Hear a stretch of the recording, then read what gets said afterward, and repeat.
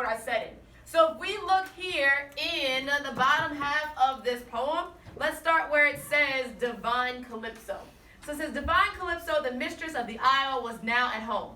Upon her hearthstone, a great fire blazing scented the farthest shores.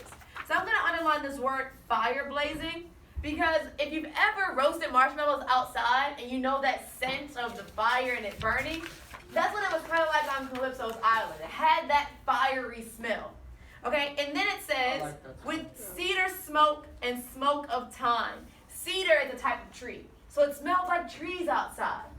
It smelled like that burning of marshmallows or when you're by a fire.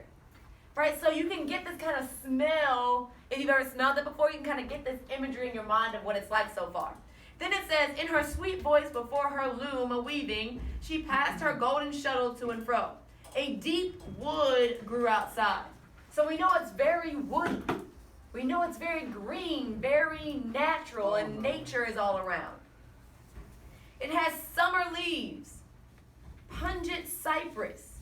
It has ornate birds. Ornate birds, all that means is really beautiful birds.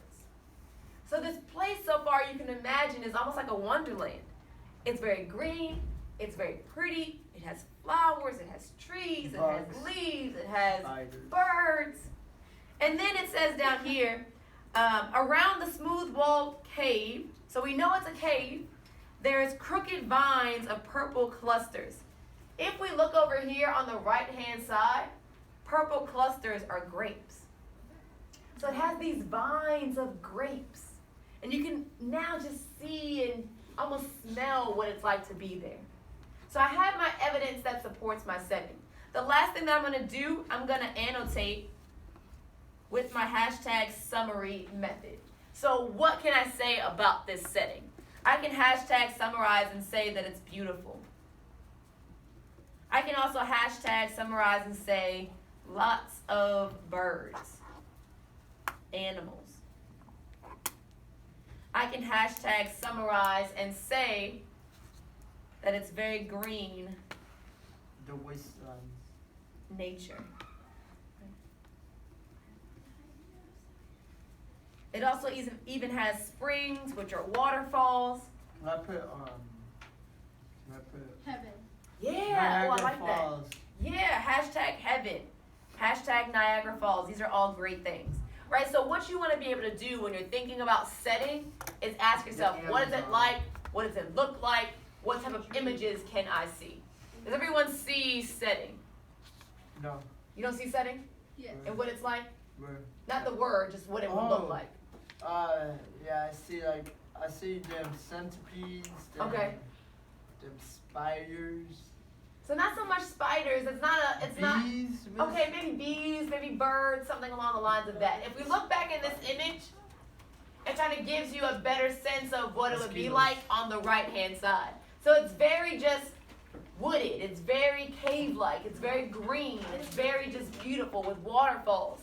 So have that sort of image in your mind based off of what you read here. Image of Hawaii. Yeah, oh, that's a good one. Image of Hawaii, I love it. Okay, so now what I want you to do, I now want you to turn to the back page where you see it says SRQ. This is where we are going to practice the same annotation skills that I just showed you. So we are going to look at numbers 4 and 5. What numbers, y'all? 4 and 5. 4 and 5. Okay, so when looking at 4 and 5, Elizabeth, can you read question 4 for me? Why is Odysseus scanning the barest horizon of the sea in line 42? Perfect. So you're going to annotate the answer to that question in line 42. So you're answering directly on the text. Using those 3 methods that I just showed you on the model. So ask yourself, what's happening here? Find the evidence to support it, and then your hashtag summary. You're going to do the same thing for number 5. Okay, so working with the people at your table, go ahead and get started on 4 and 5, annotating directly in the text. We'll come back together after 5 minutes, and then we'll share out those answers. Go, level 1.